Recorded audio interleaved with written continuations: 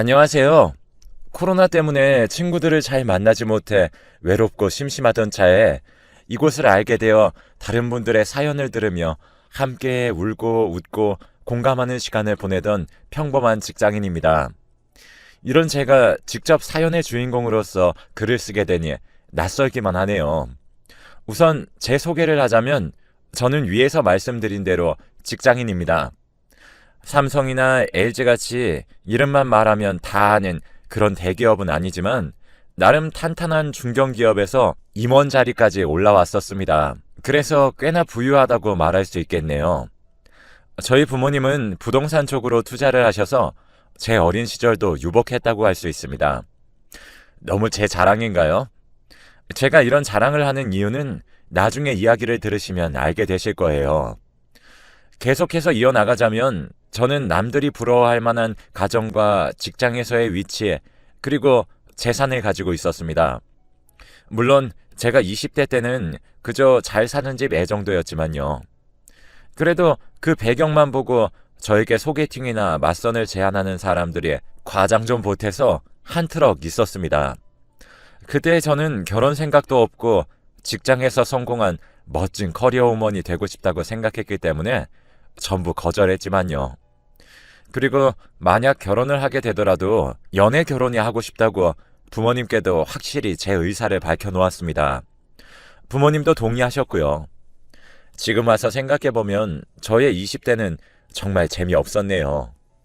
좋은 직장에 가기 위해 대학생활 내내 좋은 평가를 받기 위해 자격증 하나라도 더 따기 위해 공부만 했고 20대 후반이 돼서 직장에 취업한 뒤로는 직장에서 자리 잡고 하루라도 더 빨리 높은 곳으로 올라가기 위해 치열한 하루하루를 보냈습니다.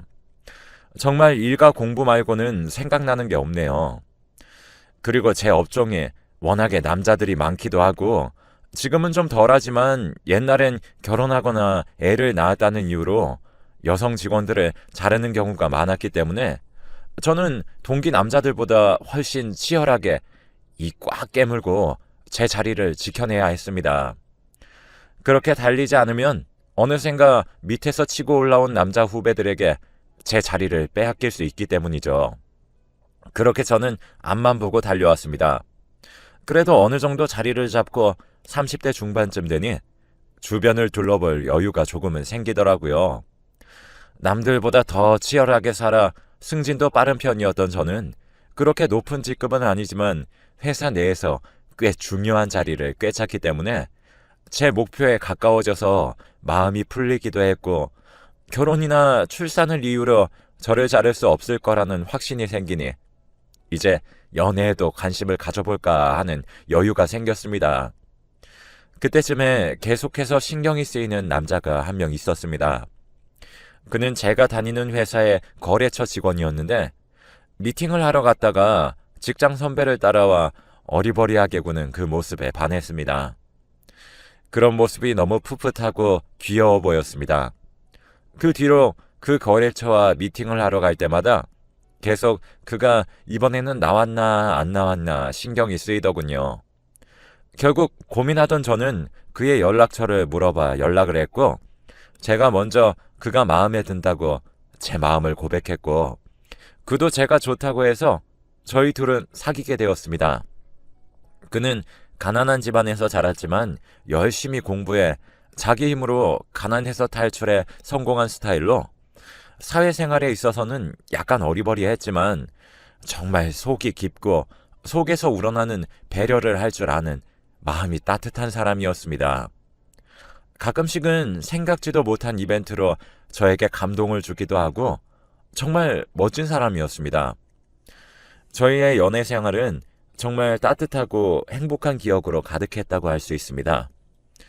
계속해서 이야기를 이어나가자면 그가 저보다 어리다고는 해도 둘 다 30대였고 결혼하기에는 늦었다고 할 수 있는 나이에 연애를 시작했다 보니 자연스럽게 결혼 얘기도 몇 번 나왔었습니다. 사귀는 시간이 길어짐에 따라 저희의 관계는 더 깊어졌고 결국 저희 둘은 결혼식을 올렸습니다. 물론 결혼 준비가 순탄했던 것만은 아닙니다. 결혼 준비를 하면서 싸우기도 하고 여러 가지 갈등이 있었지만 그 갈등을 잘 헤쳐나가며 저희는 결혼에 이르렀습니다. 계속해서 타이밍이 어긋나 만나지 못한 남편의 가족들도 결혼식장에서 처음 만났습니다. 처음 본 남편의 가족들은 다들 인상도 좋았고 저에게 친절하셨습니다. 특히 남편의 여동생은 통통 튀는 성격의 밝고 귀여운 여대생이었습니다. 보통의 나이 차이가 많이 나는 남매들은 사이가 좋다고 하더니 그 둘도 사이가 좋았습니다. 남편의 말에 의하면 가난하다고는 했지만 정말 화목하고 보기 좋은 동화 속에서 나올 것만 같은 가족이었습니다. 순조롭게 결혼식이 진행되고 신혼여행도 꼭 한번 여행해보고 싶었던 발리로 다녀왔습니다. 그 뒤로는 행복한 결혼 생활이 이어졌습니다. 실제로 결혼해서 살아보니 드라마에서처럼 행복하고 기분 좋은 일만 있는 건 아니더라고요. 별거 아닌 일에도 섭섭하고 평소 살아오던 생활 습관이 달라서 서로 불편해하기도 했습니다. 가끔 가다가는 언성을 높여 싸우기도 했습니다. 그렇게 싸워도 금방 사과하고 화해해서 다시 평소처럼 지냈습니다.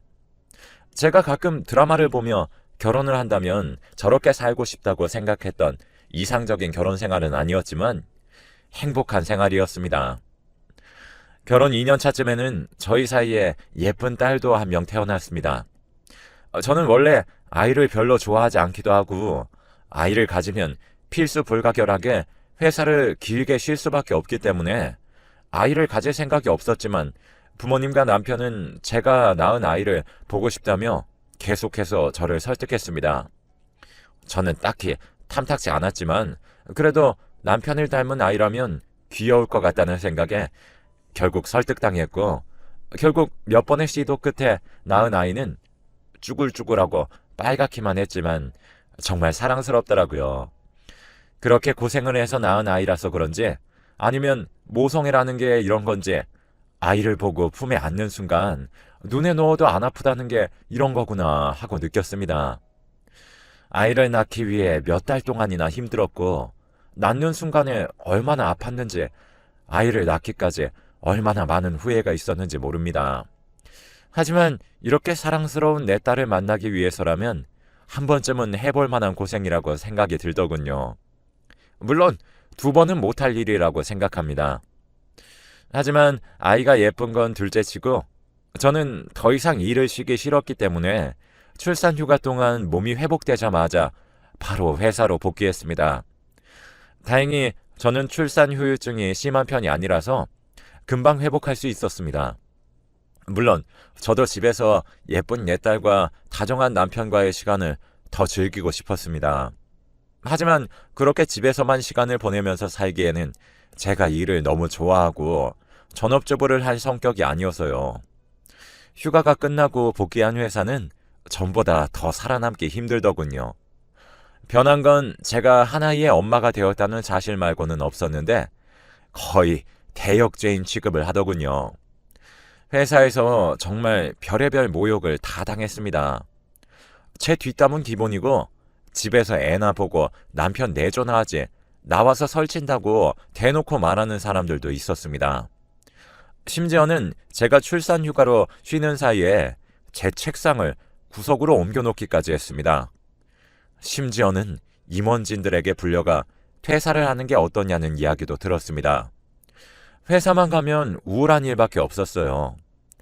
회사에서 이렇게 고생하고 욕을 얻어먹고 다시 제 능력을 인정받기 위해 발버둥을 치다 보면 딸에 대한 원망이 들기도 했지만 모성애라는 게 참 신기해서 집에 가서 딸만 보면 그 원망들과 우울했던 생각과 짜증스러웠던 마음들이 전부 녹아내렸습니다. 그런 생활을 반복하며 악착같이 버티다 보니 주변에서 악발이 독한 년이다 하는 소리가 제가 가는 곳마다 거의 배경음악 수준으로 들려왔습니다. 그리고 고생 끝에 낙이 온다고 옛말 틀린 거 하나 없더군요. 그렇게 악으로 깡으로 버티다 보니 어느샌가 제가 임원 후보로 사람들 입에 오르더군요. 제가 다음 승진 때 임원이 될 수도 있다는 소리에 이때까지의 고생을 보답받는 것 같아 주책맞게 눈물이 나더군요. 행복한 가정과 성공한 커리어를 모두 가지게 된 것 같아 열심히 산 보람이 있다고, 잘 살았다고, 드디어 내 고생이 빛을 본다고 생각하며 기뻐했습니다. 그때까지만 해도 저는 제가 일도 가정도 전부 성공적으로 일궈냈다고 믿어 의심치 않았습니다. 하지만 그게 아니더군요. 저는 회사에도 가정에도 제가 할 수 있는 일을 다 해왔다고 생각했는데 부족했나 보더라고요. 딸이 저보다 남편을 더 좋아한다던가 하는 문제가 아니었습니다. 남편이 아이를 보는 시간이 더 길었기 때문에 아이가 남편을 더 찾고 좋아하는 건 어쩔 수 없는 일이니까요.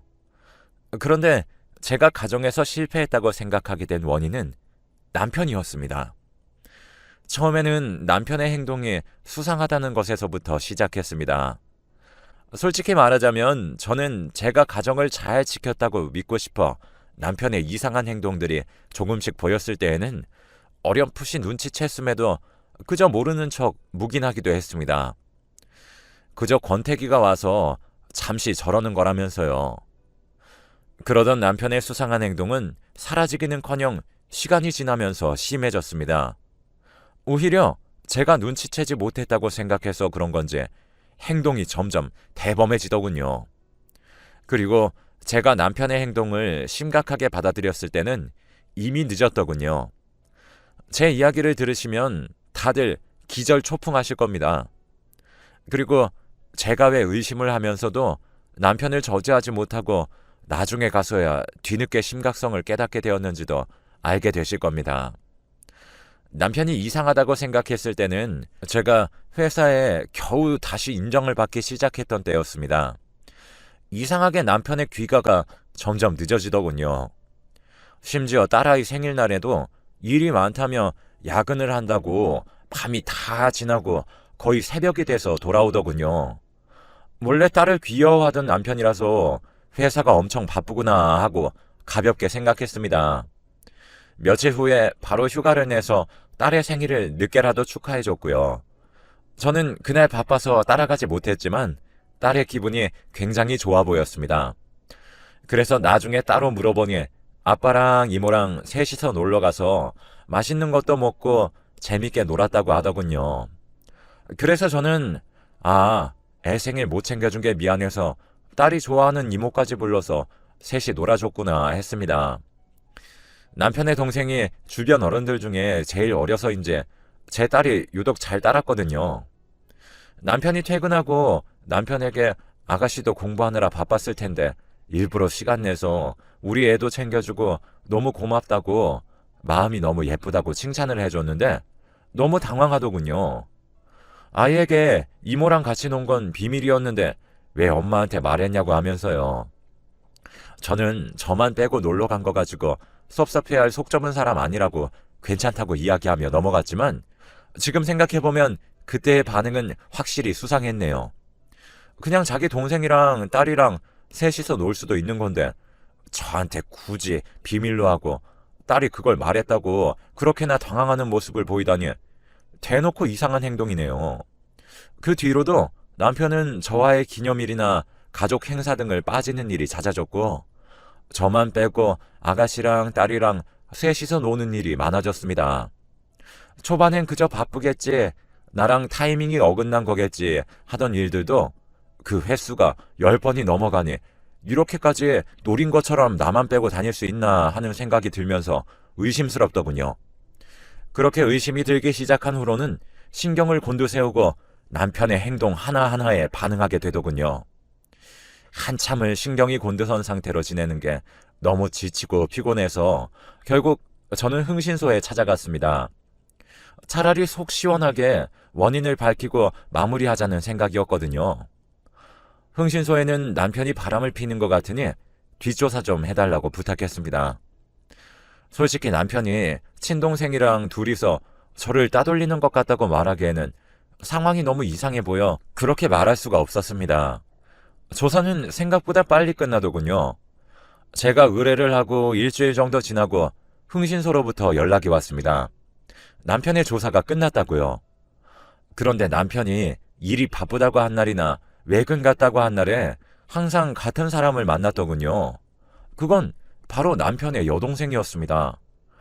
저만 빼고 아이랑 셋이서 노는 걸로 모자라서 저한테 바쁘다고 말하고 나간 날마다 자기 동생을 만난 겁니다. 그래서 저는 왜 자기 동생 만나는데 나한테 거짓말을 하는 거지 하는 의문이 생겼지만, 가족 행사 다 빠지고 동생을 챙긴다고 말했으면 화를 내고 싸웠을 것 같아 남편이 나름대로 생각을 하고 한 행동이구나 싶었습니다. 좋게 포장해서 가족을 많이 아끼는 사람이구나 하면서요. 그렇다고 섭섭하지 않은 건 아니었지만요. 좋게 생각하자면 둘이 나이 차이가 많이 나다 보니 동생이 너무 어려 보여서 더 챙겨주고 싶고 더 애틋하겠지 하면서 제 나름대로 남편을 이해해 보려고 애썼습니다. 가족 문제로 남편과 싸우고 싶지 않았거든요. 그렇게 유야무야 넘어가다가 아무리 친동생이라도 저렇게까지 한다고 하는 의문이 드는 사건이 있었습니다. 어느 날 남편이 동생 생일이라면서 저한테 동생 생일이니까 용돈이나 선물을 요구하는 것입니다. 저도 알겠다고 하고 용돈을 남편을 통해 전달했고, 그 정도야 뭐 가족이니까 챙겨줄 수 있다고 생각했습니다. 그런데 흥신소에서 받은 연락으로는 남편이 그날 회사도 쉬고 아가씨랑 둘이서 놀러 갔다는 겁니다. 아니, 아무리 대학생이고 나이 차이가 많이 나는 동생이라서 챙겨주고 싶다지만 생일이라고 회사를 빠지고 둘이서 1박 2일 여행이라니 상식적으로 말도 안 되는 상황이잖아요. 그래서 저는 정말 작은 확률이지만 아가씨가 남편의 친동생이 아니면 하는 의문이 생겼습니다. 친동생이면 그냥 많이 다정한 아빠 같은 오빠겠고, 진짜 가족이 아니라면 도대체 아가씨의 정체는 뭘까 싶었습니다. 남편의 뒷조사를 더 상세하게 해달라고 의뢰했고, 그 조사 결과는 정말 충격적이었습니다.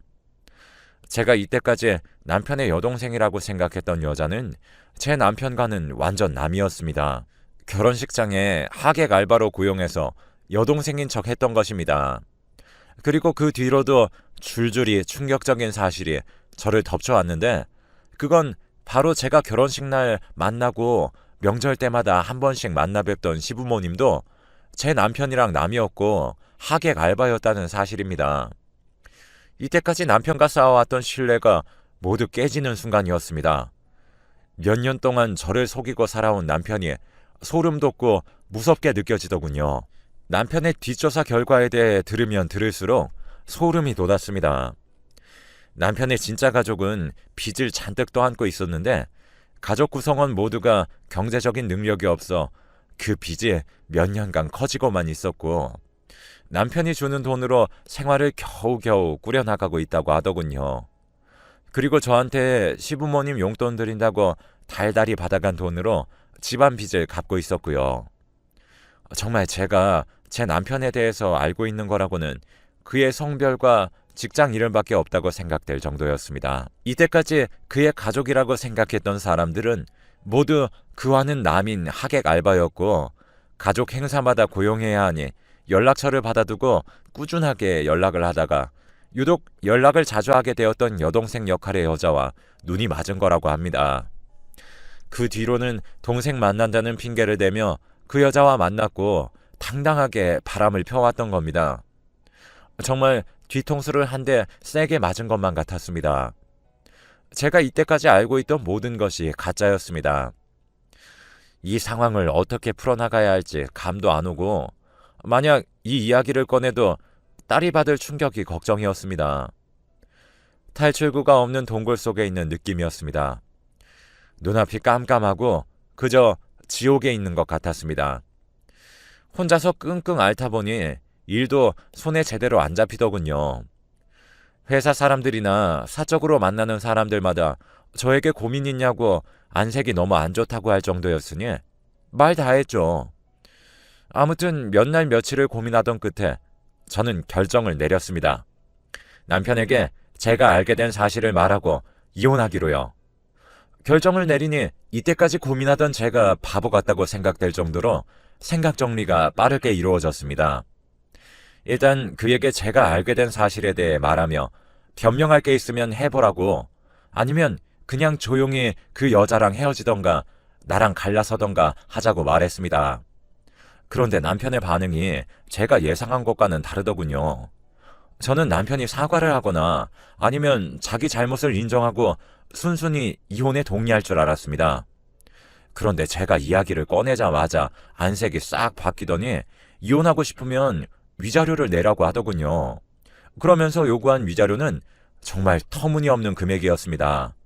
잘못은 자기가 해놓고 그렇게 당당하게 나온다는 사실이 너무 충격적이어서 그에게 다시 말해보라고 네가 지금 제정신이냐고 하자 어차피 뒷조사로 알게 된 건데 너도 불법 저지른 거 아니냐며 저를 비난하더군요. 그러면서 마침 잘 됐다면서 저한테 질리기도 하고 그 여자랑 결혼하고 싶었는데 제가 안 헤어져 줄까봐 걱정이었는데 고민 덜었다고 하면서요. 연애 시절과 결혼 초반에 봤던 다정하고 속 깊은 그 남자는 어디에도 없었습니다. 그저 탐욕에 눈이 먼 괴물만이 제 앞에 자리하고 있었습니다. 그러면서 한다는 말이 아이는 무조건 제가 맡아야 한다 하더군요. 그렇게나 예뻐하던 딸을 무슨 짐덩이처럼 취급하더군요. 자기는 새로 출발하고 싶은데 애가 딸려 있으면 방해된다면서요. 그런 모습을 보니 이때까지 저와 살면서 몇 년 동안이나 저를 속여온 건가 하는 생각이 들더군요. 그럼 나랑 헤어지고 딸도 버리고 그 여자랑 결혼할 거냐고, 나랑 우리 딸한테 남은 정도 없냐고 따지듯이 묻자 딸은 한 번씩은 보러 오겠지만 일밖에 모르는 저 같은 여자한테는 정 한 톨 남지 않았다고, 애초에 제 돈을 보고 결혼한 건데 정이 있는 게 신기하지 않냐고 그렇게 말하더군요. 그리고 그가 그렇게 당당하게 본성을 드러낸 이유도 나중에 가서 밝혀졌는데 제가 그때까지 시댁에 갖다 바친 돈으로 빚의 대부분을 탕감했고 남은 빚은 저한테 위자료로 다 뜯어갈 계산을 전부 마친 후여서 그런 거였습니다. 다행히 남편의 바람 사실과 결혼할 때 가족을 속인 사기 행각에 대한 증거를 입증할 수 있어서 남편이 위자료를 줘야 하는 입장이 되었지만요. 그런 쓰레기한테는 1,000원도 아깝다는 생각에 정말 열심히 했습니다. 원래 처음 이혼을 결심했을 때는 딸의 의사를 존중해 딸이 함께하고 싶은 사람이 양육권을 갖는 걸로 해야겠다 생각했지만 그런 놈 밑에서 내 딸이 정상적으로 자랄 수 없을 거라는 생각이 들어 딸도 제가 키우기로 했습니다. 지금은 일이 모두 해결되고 부모님이랑 딸이랑 넷이서 살고 있습니다. 이 사연을 듣고 계신 여러분도 아무리 나한테 잘하는 사람이라도